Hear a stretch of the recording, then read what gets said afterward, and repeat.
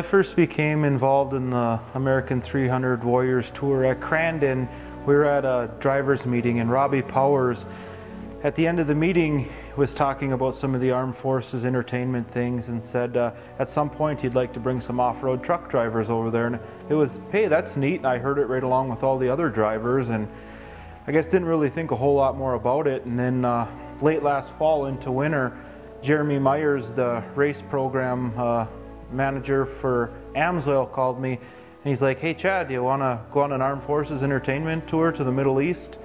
And I was like, yeah, absolutely. And I once I committed to it, to Jeremy, and said, yeah, I want to go.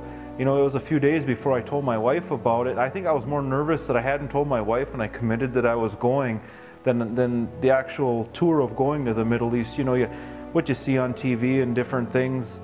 Another one of our sponsors, Boss Snowplow, they're involved with snow care for troops. So any servicemen or women that's over, whether it's over in the Middle East or wherever they're deployed to, there's a number in their area they can call. They get a snowstorm, they call a number, that family member, and there's registered people on a list that are going to go keep these servicemen and women's families plowed out. And it's a great program that I'm signed up for here in the UP, and I just thought it would be really good to take over there, and just between Boss and AMSOIL and all my other sponsors being supportive of it, it all tied together.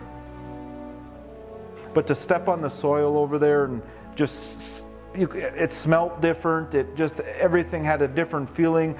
Once you started seeing different cultures and people in the airport, it's like, hey, we're not at home anymore, and it really hit home to me then once we got to the base and the security and stuff that we were going through. I was really excited to get to the next morning and start doing what we went over there for. I can't tell you how many times different ones would come up and say, hey, over the years we've seen a lot of different entertainments come over, but I gotta say you guys are one of the best, if not the best, that we had over here. And that just made me feel just unbelievable. But it was definitely open arms, and I can't even, you could win the biggest race of your career and you get out of the truck and you got family around and everybody's happy. When we were around them troops, it was almost like a 15-hour day of feeling like that, because you went over there to try to make them feel better. You'd do things and they'd be, sir, can I help you with this, sir? Sir, do you want to do this, sir? And it's like, hey, I'm here to see you. I'm here for you. You don't need to do nothing for me. And it was awesome. We got flown in by a Black Hawk, brought into a base, and that Black Hawk was supposed to come back and get us that night. Well, because of wind and sand and a storm had moved in, the Black Hawk couldn't come get us.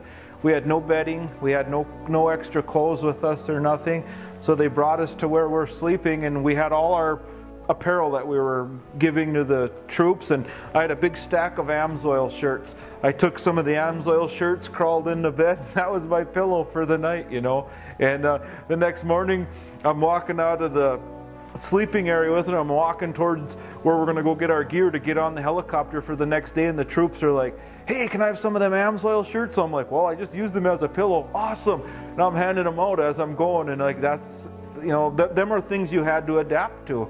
And they told us that was part of, when we signed up to go over there, they're like, there is no schedule. You may think, hey, we're going here at this time. The only thing they said is make sure you always have an extra bottle of water with you, because you don't know what's going to happen. And that's about all we knew.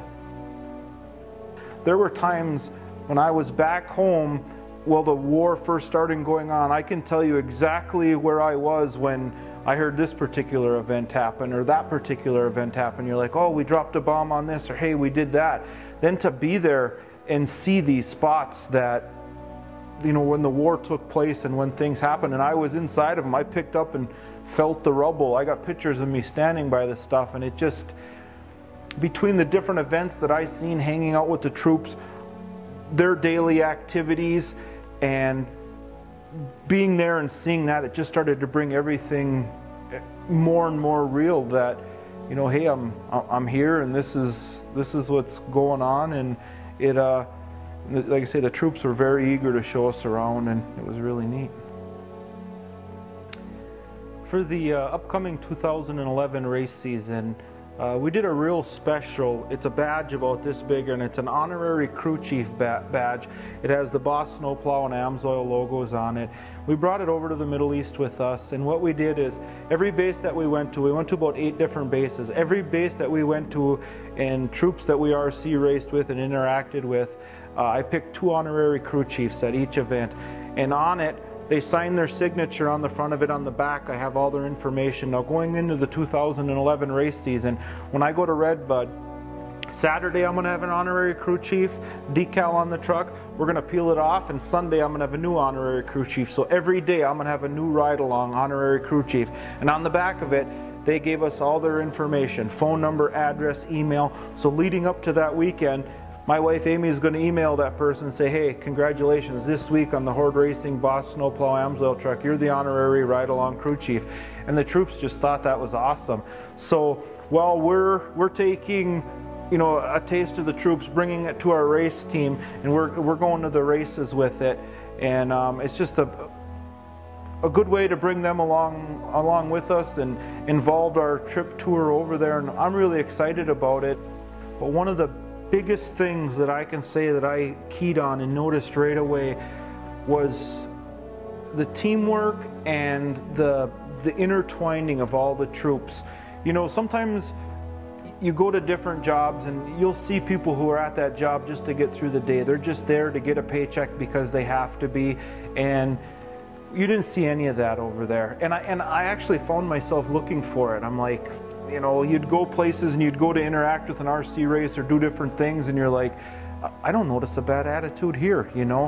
And you're only as strong as your weakest link. And anywhere I was over there, we never seen weak links. They're just like our race teams. They work like a team, and to get a good outcome and to get good results. And that's when we would sit down and talk to the troops. That's how it is, you know. It's all based off of teamwork. And no matter how sandy it was, no matter how hot it was, no matter how much dust was in their eyes, it just, day after day, they just kept plugging along and plugging along. And you know, I find myself, you know, back here in the States and in the shop, you find yourself complaining about little things, and you think them little things matter. But when you go over there and you see the positive attitude and just the drive forward, and you come back home and you're just thinking to yourself, come on, get real. I'm over here, you know, whining because a UPS package didn't come in, or I'm whining because, you know, these little things are happening, and they're over there in sandstorms. They're going 2-3 days without sleeping, fighting for us to have our freedom, to be able to run a professional race team over here. It just, in some breath, I'd like to say everyone needs to go over there at least for 1 or 2 days and get a reality of what really goes on. And it just, I just couldn't. I had a lot of respect for the military before I went over there, but now spending 2 weeks over in the Middle East and just living with the troops, and you know, going through daily activities with them, and just seeing the positive attitude, it's awesome. It's over the top.